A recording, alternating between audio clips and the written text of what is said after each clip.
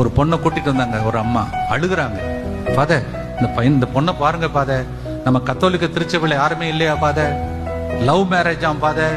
அந்த பொண்ணு சொல்லுது.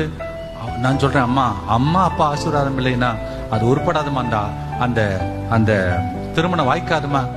தெளிவு சொல்லி பாக்குறேன், கேட்கல. ஃபாதர் உங்களுக்கு எல்லாம் தெரியாது. அந்த ரெட்டு காட்டுறா, பிளேடை எடுத்து கட் பண்றான்.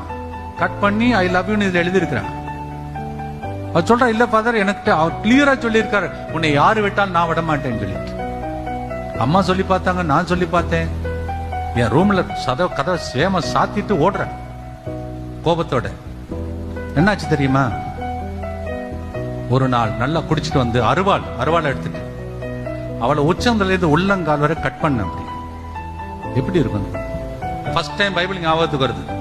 பைபிள் எடுத்துட்டு ஆண்டவரே என்னை காப்பாத்துங்க சொன்னா, அவன் என்ன செய்ய தெரியுமா?